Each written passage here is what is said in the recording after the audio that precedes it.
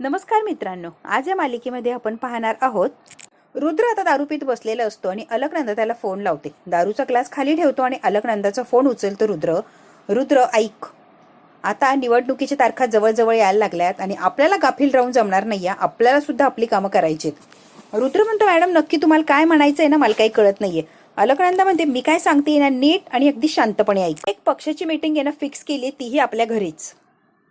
पक्षाच्या सगळ्या नेत्यांसमोर पक्षांचे सगळे नेते येणार आहे आणि त्यावेळेला पक्षांचे नेते तिथे आले की मग विश्वंभरची नाचक्की करायची त्या सगळ्या नेत्यांच्या समोर. त्यामुळे रुद्र, मी काय सांगते तो प्लॅन अगदी लक्षात ठेव. पक्षाची मीटिंग घरी आहे आणि त्या नेत्यांच्या समोर विश्वंभरची नाचक्की करायची. रुद्र म्हणतो, ठीक आहे नाचक्की वगैरे, पण सगळ्यात महत्वाचं पक्षाच्या लोकांच्या समोर विश्वंभर साहेब वेडे आहेत हे आपण कसं ठरवायचं, किंवा ते लायकच नाहीये मंत्रीपद उपभोगायला हे आपण कसं ठरवू शकतो. जरा अवघड आहे ना. अरे रुद्र, सगळं प्लॅनिंग केलंय मी काय म्हणते, तुला एक फोटो पाठवते इंजेक्शनचा आणि एक लायक डॉक्टर असा बघतो, तुझ्या अंडर राहणारा एक लायक डॉक्टर बघ.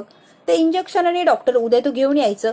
मीटिंगच्या आधी काही मिनिटं यायचं तुम्ही, आणि मीटिंगच्या आधी काही वेळा आलात की आपण लगेच ते विश्वंभरला इंजेक्शन देऊन टाकू. बरोबर मीटिंग सुरू झाली की विश्वंभर वेड्यासारखा वागणार आणि मग काय, पक्षाची लोक विश्वंभर वेडा आहे हे स्वतःच्या डोळ्याने बघतील. मग मीटिंग तर इकडे तिकडे होणार, पण विश्वंभरकडे मंत्रीपद सुद्धा राहणार नाहीये. खूप जबाबदारीचं काम आहे आणि उद्या काहीही झालं तरी हे करायचंय रुद्र. एक डॉक्टर शोधायचा आहे जो हे काम करणार आणि ते इंजेक्शन काही झालं तरी मिळवायचंय. तुला मी फोटो पाठवते रुद्र, ते इंजेक्शन मिळवायचंय. सगळं ठीक आहे मॅडम, पण मला भीती वाटायला लागली या, कारण मंत्री येतो, मंत्र्याबरोबर खेळ करतोय आपण. इंजेक्शन दिल्यावर नेमकी ऍक्शन रिॲक्शन काय होणार आहे. आता अलकनंदा हसायला लागलेले असते. अरे, 1 महिन्याचं काम एका दिवसात होतं. ते इंजेक्शन दिलं की एका दिवसात असर होतो जो महिन्याभराने असर होणार आहे. हळूहळू खिदबून जे मारायला लागलोय आपण विश्वंभरला, तो एका दिवसातच वेडापिसा होणार, अगदी बधीर होऊन जाणार. तुला कळतंय का, त्याला काहीच सुध राहणार नाही. आपण कोण आहोत, काय आहोत, आपल्या समोर कोण आहे, काहीही नाही. मॅनर्स लेस होऊन जाणार आहे तो विश्वंभर. त्यामुळे कसं आहे ना, विश्वंभरची नाचक्की होणार म्हणजे होणार. रुद्र, मी सांगतेय तसंच, तू अजिबात घाबरू नको, सगळी जबाबदारी माझी, तू फक्त डॉक्टरला आण. विश्वंभर म्हणजे दुसरा शिरीष घाणेकर. आणि सगळ्यात महत्वाचं कसं, एकदा शिरीष घाणेकर दुसरा तयार झाला ना, कुणाची शंका घ्यायची कारणच नाही, कारण डॉक्टर स्वतः इंजेक्शन देतोय म्हटल्यावर कोण काय ऍक्शन घ्यायला लागले. त्यामुळे डोंट वरी रुद्र, दुसरा शिरीष घाणेकर उद्या बघायला मिळणार. त्यासाठी लवकर ये तयारीनिशी. कळतंय का तुला. रुद्र म्हणतो, ओके मॅम, आता सगळंच लक्षात आलंय, मी वेळेत येतो, तुम्ही अजिबात काळजी करू नका. डॉक्टरला सुद्धा घेऊन येतो आणि इंजेक्शन सुद्धा आणतो. आता रुद्रला अलकनंदाचा एक्झॅक्टली काय प्लॅन आहे तो कळालेला असतो.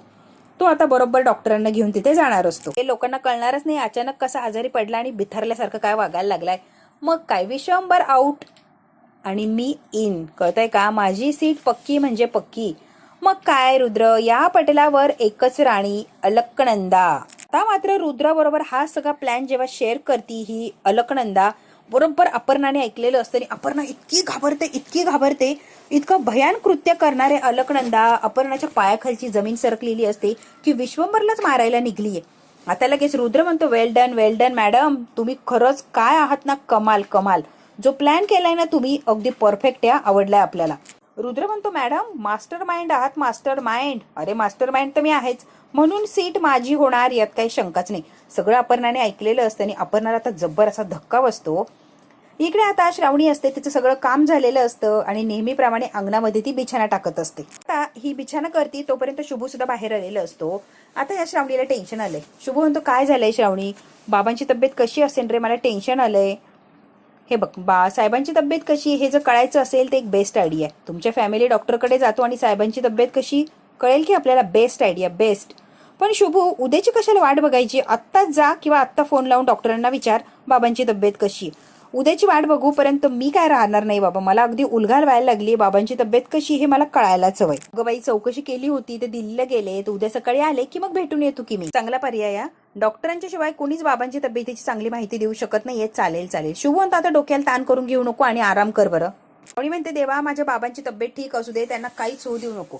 आता श्रावणी बोलतच असते, तेवढ्यात काय शुभूच्या मोबाईलवर अपर्णाचा फोन आलेला असतो. शुभ म्हणतो, अपर्णा मॅडमांचा फोन, आणि तेही इतक्या रात्री. श्रावणीने फोन उचललेला असतो. काकू बोल ग, मी श्रावणी बोलतीये, कशी आहे बाबा, तब्येत कशी आहे ते सांगत नाही, पण आता तुला जे काही सांगणार आहे ना श्रावणी, ते ऐकून पायाखालची जमीन सरकणार, हे मात्र खरंय. लक्ष देऊन अगदी बारकाईने ऐक, खूप भयान असा प्रकार मी तुला सांगणार आहे. श्रावणी आणि शुभू अगदी बारकाईने ऐकत असतात की अपर्णा एवढ्या रात्री काय सांगतीये. आता अपर्णा सांगत असते की अलकनंदा खूप मोठा कट रचतीये, खूप मोठा डाव रचतीये, तोही साहेबांच्या विरोधात. तिने उद्या पक्षाची मीटिंग ठेवली, तेही आपल्या बंगल्यावर, आणि एक डॉक्टर सुद्धा हायर केलाय. तो आता आणणारे डॉक्टर रुद्र, आणि त्याच्याबरोबर एक इंजेक्शन असं येणार आहे की ते इंजेक्शन दिलं की साहेब अगदी बिथरल्यासारखे आणि शिरीष घाणेकर सारखे करायला लागणार आहे. अलकनंदाला साहेबांचं पद मिळवायचंय, म्हणजे मंत्रीपद मिळवायचंय, म्हणून अलकनंदा सगळे काही करतीये.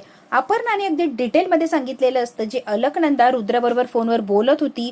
एक ना एक शब्द अपर्णाने श्रावणीला सांगितलेलं असतो. श्रावणी म्हणते, काय सांगते काकू? हो, तुला जे सांगितलंय ते सगळं आणि सगळं अगदी खरंय. एक ना एक शब्द खराय, त्यातला कुठलाच शब्द खोटा नाहीये. श्रावणी म्हणते, ही आत्या किती खालच्या पातळीला चालली आणि किती क्रूरपणे वागतीये. काय चाललंय ना तिचं, खरंच मला काही कळत नाहीये.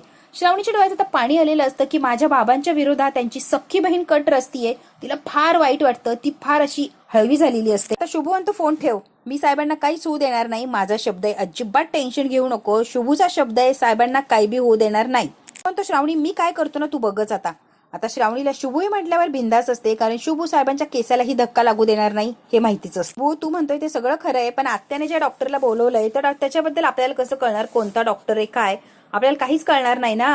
आता शुभूला लगेच विशाल आठवलेला असतो. शुभू मागचा पुढचा विचार करत नाही आणि लगेच विशालला फोन लावलेला असतो. विशाल सर, फार महत्वाचं काम करायचंय तुम्हाला. मी जे सांगतोय ते अगदी बारकाईने ऐका आणि ते काम माझं करायचंय तुम्हाला, प्लीज. अण्णा आता बॉर्डर पिक्चर येणार असतो, त्याचं ट्रेलर बघत असतात आणि म्हणतात, वा वा वा, जबरदस्त, खतरनाक खतरनाक.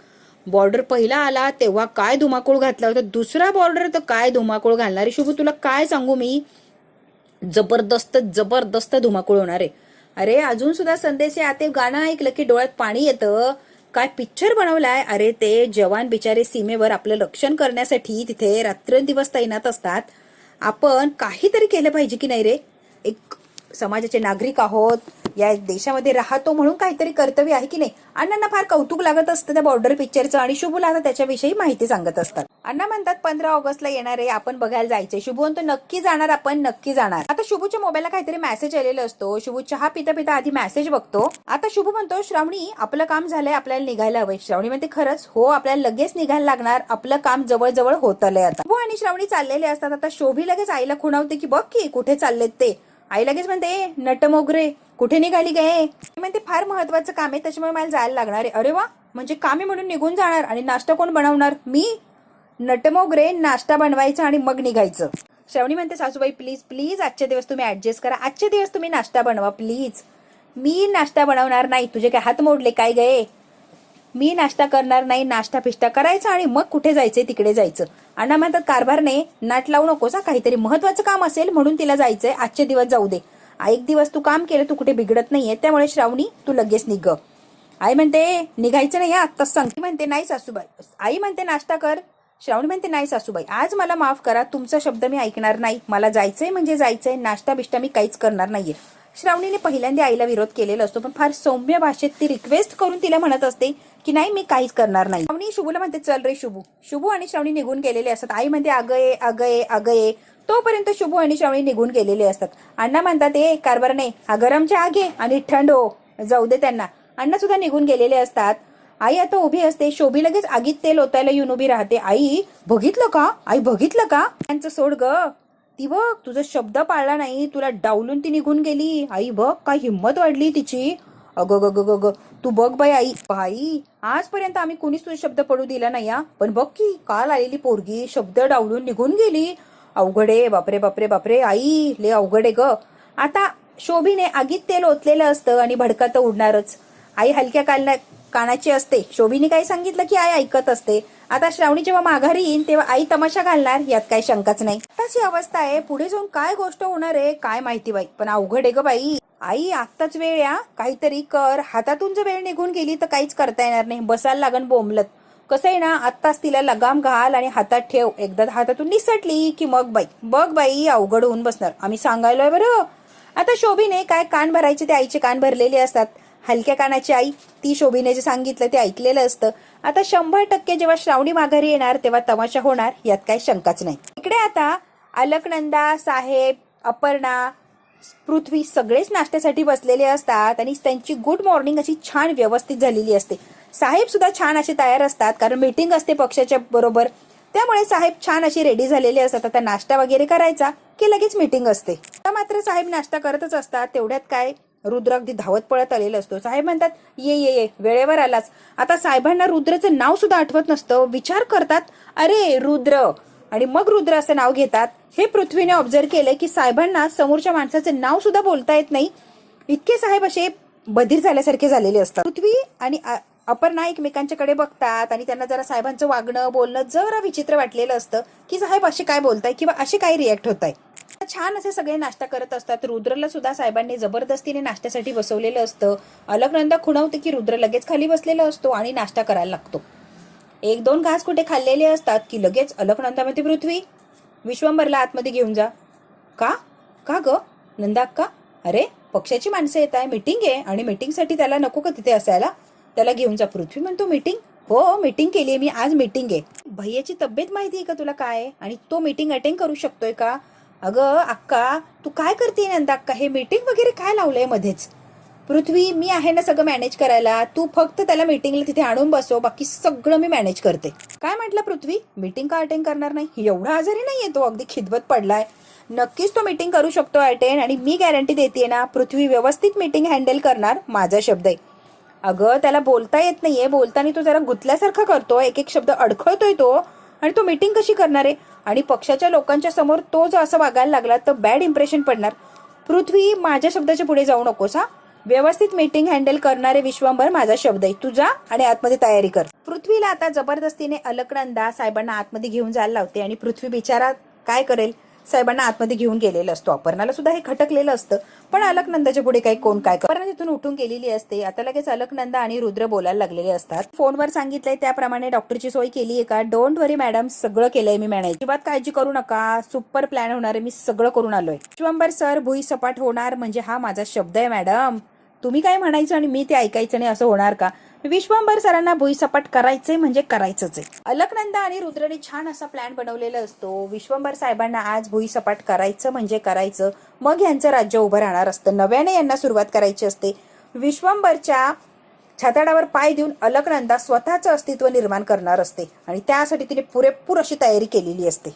इकडे आता एक डॉक्टर असतात, ते रुद्र बरोबर बोलत असतात की सर येतोय मी, ठरल्याप्रमाणे काम फत्ते होणार, व्यवस्थित काम होणार, डोंट वरी, मी येणार म्हणजे येणारच. आता डॉक्टर त्याची बॅग वगैरे घेऊन लगेच निघालेला असतो. डॉक्टर निघतो तेवढ्यात काय त्याच्यासमोर शुभू उभा असतो. शुभू श्रावणी दोघेही आलेले असतात. डॉक्टर म्हणतात त्यांना ओळखत नसतं, त्यामुळे नव्यानेच त्यांची ओळख झाली. कोण आहात तुम्ही आणि काय काम? अचानक कशा आतमध्ये आलात? तुम्ही कुठे चाललात? काय चालला? एवढी घाई गडबड काय आहे? कोणी तुम्हाला जायला लावलंय? सगळं माहिती आहे डॉक्टर साहेब. आता शुभूने अख्खी कुंडली वाचलेली असते की तू का चालला, कशासाठी चालला, तुला कुणी हायर केलं, किती पैसे दिले, सगळं काही डिटेलमध्ये सांगितलेलं असतं शुभूने. डॉक्टरची अगदी बोलती बंद केलेली असते. त्यांना काय इंजेक्शन देणार आहे ना ते बी माहिती आम्हाला. काय बोलताय तुम्ही? काय लावलंय हे? मी डॉक्टर आहे, खेळ करता की काय? कोणाच्या सांगण्यावरनं चुकीचं बिकीचं करत नाही. श्रावणी म्हणते, चुकीचं? मी कुठे म्हणालो तुम्ही चुकीचं करताय? डॉक्टर साहेब तुम्हीच तुमचा गुन्हा कबूल करताय का? डॉक्टर साहेब आम्ही म्हटलोच नाही तुम्ही चुकीचे इंजेक्शन द्यायला चाललास, तुम्हीच सगळं बोलला बघा. म्हणजे चोराच्या मनात चांदणं, तुम्ही जे करायला चाललात ते आम्हाला सांगून टाकलं. शुभू आणि श्रावणीने डॉक्टर असा कात्रीत पकडवलेला असतो की त्याची बोलतीच बंद होते. अगदी ततमम करायला लागलेलं असतं. आता खूप नाटकं करायला लागलेलं असतो. इकडचं तिकडचं गावभरचं बोलणं चाललेलं असतं. तेव्हा शुभू डायरेक्ट जातो आणि गचंड पकडतो. शहाणपणा करायचं नाही, एकदम आवाज बंद झाला पाहिजे. तुझा शहाणपणा तुझ्या जवळच ठेव. ते काय सांगतोय ना ते निमूटपणे ऐकायचं. मी जर तुझे करतोय ते सगळ्यांना सांगितलं तर लायसन तर जाणारच, पण तू सुद्धा 12च्या भावात जाशील. तेव्हा मी सांगतोय ते बारीक नीट लक्ष देऊन ऐकायचं, कळतंय का? आणि सांगतोय तसंच वागायचं. तुमचे ना कॉल रेकॉर्ड चेक करतो, सगळं सत्य बाहेर आणतो. डॉक्टर साहेब तुम्ही मान्य करू नका, मी करायला लावतो की मान्य ना. आता डॉक्टर आयुष्यभर जेलमध्ये राहायच्या लायकीचा आहे आणि तिथेच राहतो. हातापाया पडायला लागलेला असतो. प्लीज असं काही करू नका, माझं करिअर बरबाद करायला जाऊ नका. तुम्ही म्हणाल ते करतो मी, पण प्लीज माझं करिअर बरबाद करू नका. करणार नाही, इंजेक्शन देणार नाही, डोंट वरी, मी काहीच करणार नाही. यायचं आहे, आम्ही जे सांगतोय जसं सांगतोय अगदी तसंच करायचंय. स्वतःचं डोकं वापरू नको, आम्ही सांगू तसंच करायचंय, कळतंय का? ते इंजेक्शन तर द्यायचं नाहीच आहे. शुभूने आणि श्रावणीने डॉक्टरला ट्रेन केलेलं असतं आणि यांच्या म्हणण्यानुसार डॉक्टर आता वागणार असतो. हे जे सांगणार ते डॉक्टर करणार असतो. आता मात्र इकडे साहेबांच्या बंगल्यावर पृथ्वी आणि अपर्णाला टेन्शन आलेलं असतं की भैया साहेबांचं हे काय चाललंय नेमकी वागणं बोलणं. अपर्णा साहेबांच्या जवळ उभी असते आणि पृथ्वी म्हणतो, भैया साहेब तू ठीक आहे का रे? ए भैया सांग ना तू ठीक आहे का? अरे हो पृथ्वी, जरा डोकं जड पडलंय, नाही तर बरं आहे मी. हे खरं सांगा, तू विचित्र वागतोय, जरा मला वेगळंच वाटतंय तुझ्यामध्ये. पण साहेब हे मान्य करायला तयार नसत की मला काहीतरी होतंय. हे शब्द बोलताना अडखळत असतात, असं गुतत शब्द बोलत असतात. पक्षाच्या प्रमुख लोकांची मीटिंग होती ना रे, तील सगळे बंगल्यावर मीटिंग आहेच ना. साहेब अगदी अडखळल्यासारखं विचित्र असं बोलत असतात, वागत असतात. ते आलं की मला सांगा, मग आपण मीटिंगला जाऊया. त्यांचं वागणं बोलणं काहीतरी वेगळं असतं आणि पृथ्वीला अजूनच टेन्शन आलंय की पक्षाच्या लोकांच्या समोर जर असं बोलले तर कसं व्हायचंय. साहेबांचा शब्दही मोडता येत नसतो. पृथ्वी म्हणतो ठीक आहे, तोपर्यंत तू आराम कर, आले की मी सांगतो तुला. पर्णा आणि पृथ्वी आता बाहेर आलेले असतात. त्याला म्हणतात तू आराम कर, ती लोक आली की मी सांगतो. पर्णा म्हणते भैया साहेबांची खूप काळजी वाटते हो, काय अवस्था झाली त्यांची. म्हणतो आपण ना, मला काही कळत नाही ग, डोक्याचा भुगा झालाय ना, मी करू शकतो काही ना, कुणाला काही बोलू शकतोय. असा कात्रीत अडकलोय ना मी, मला काय करू आणि काय नाही काहीच कळत नाहीये. खरंच आता पृथ्वीची चिडचिड होत असते, समोर काय होतंय सगळं पृथ्वीला दिसत असतं, पण तो काहीच रिॲक्शन देऊ शकत नसतो, कारण समोर उभी असते ती अलकनंदा. तुम्ही काळजी करू नका, शुभूचं आणि माझं मगाशीच फोनवर बोलणं झालंय, सगळं तो हँडल करणार आहे, डोंट वरी. आता मात्र साहेबांना इंजेक्शन देण्यासाठी असे डॉक्टर हायर केलेले असतात की ते डॉक्टर कंपाऊंडर कमालीचे असतात. एक लेडी डॉक्टर, एक कंपाऊंडर आणि मेन डॉक्टर अशी तिघांची टीम आलेली असते साहेबांच्या दारात. श्रावणी, शुभू आणि मेन डॉक्टर असे 3 जण आलेले असतात. शुभूने कंपाऊंडरचा वेश धारण केलेला असतो, असं म्हातारा कंपाऊंडर, आणि श्रावणी लेडी डॉक्टर म्हणून म्हातारीच आलेली असते तयार होऊन, आणि ओरिजिनल डॉक्टर अशी तिघांची टीम आता साहेबांच्या दारात असते. जबरदस्त असे डॉक्टर सिस्टर सगळेच आलेले असतात. शिवंबर साहेबांना आज काही होणार नाही, मीटिंग व्यवस्थित हँडल होणार यासाठी त्यांची लेक आलेली असते त्यांना सगळ्यातून वाचवण्यासाठी. डॉक्टरला म्हणतो आज काही जरी गोंधळ केला ना, आतमध्ये तुझं लायसन गेलं म्हणून समज, सांगितलंय तेवढंच काम करा. 3 जण चाललेले असतात अगदी हिंमत करून. श्रावणीला सारखं आठवत असतं, साहेब म्हटलेले असतात तुझा आणि माझा संबंध नाही, तू कोणीच नाहीये माझी. पण बरोबर घातलेले छान क्षण सुद्धा तिला आठवत असतात आणि तिच्या डोळ्यात पाणी आलेलं असतं. साहेबांनी धक्के मारून तिला बाहेर काढून दिलं, तो प्रसंगही आठवत असतो. सगळं विसरून ती एका बापाची लेक आहे हे मात्र तिच्या जास्त लक्षात असतं. त्यामुळे हिंमत करून श्रावणी आता आतमध्ये चाललेली असते साहेबांना एवढ्या मोठ्या संकटातून वाचवण्यासाठी. म्हणतो काय चाललंय श्रावणी, काय नाही रे, थोडंसं मागच्या गोष्टी आठवल्या गोष्टी आणि मन जरा भरून आलं. काय नाही, मी स्टेबल आहे शुभू, आपण जाऊया. म्हणजे स्वतः मला घराबाहेर काढलं रे, सगळा प्रसंग आठवतोय शुभू. शुभू म्हणतो ही वेळ इमोशनल व्हायची नाहीये, प्रॅक्टिकली काम करायची. दिवस असा येणार ना श्रावणी, या घरात मानाने तुला साहेब घेऊन येतील, शब्द आहे माझा. चांगल्या माणसांच्या मागे खंबीरपणे उभा असतो, त्यामुळे तू डगमगू नकोस, तू चल. त्याच गोष्टीची भीती, आत्याने मला ओळखू नये म्हणजे पचका होणार नाही बघ. डॉक्टर आहे आपल्या सोबत ना, ओळखलं तरी ती काही करू शकणार नाही कारण डॉक्टर आहे आपल्या बरोबर. डोंट वरी, आपण जाऊच. महत्वाची मीटिंग आहे, त्या घाई गडबडीत ती काही डोकं लावणार नाही आणि मला काय ओळखायला जाणार नाहीये, आपण सहज जाऊ शकतोय. शुभू श्रावणी डॉक्टर आता घरामध्ये पाय ठेवत असतात. बघू घरात पाय ठेवल्यावर काय धमाका होणार. अलकनंदा यांना ओळखणार का की हे जे काम करायला आले अगदी व्यवस्थित काम करणार. हा भाग तर इथेच संपतोय, नेमकी काय होणार आपण बघूया पुढच्या भागात अगदी थोडक्यात. डॉक्टरांनी एंट्री केलेली असते. पृथ्वी म्हणतो कशासाठी आले. अलकनंदा म्हणते मीच बोलवलंय, त्यांना महत्वाचं काम होतं ना, म्हणून महत्वाचं इंजेक्शन द्यायचं ना विश्वंभरला, म्हणून मी स्वतः बोलवलं. श्रावणी चाललेली असते अगदी घाईघाईने, तेव्हा लगेच रुद्र म्हणतो एक्सक्यूज मी, 1 मिनिट थांबा. कुठे निघालात मॅडम. कसं माहिती, साहेबांची रूम वरच्या मजल्यावर आहे. आता रुद्र प्रश्न विचारत असतो. अडखळलेली असते कारण रुद्रने तिला जागेवर पकडलेली असते. बघू आता शुभू, श्रावणी, रुद्र आणि अलकनंदा यांच्या समोर काय ते सत्य कळणार का, की शुभू आणि श्रावणी जे काम करायला आले ते काम व्यवस्थित चोख करणार की अलकनंदा यांचा डाव मध्येच फसवणार. हे सगळं काही जे बघायचं असेल तर बघायला लागणार आपल्याला पुढचा भाग. हा भाग इथेच संपतोय. व्हिडिओला लाईक शेअर सबस्क्राईब नक्की करायचंय मित्रांनो. धन्यवाद.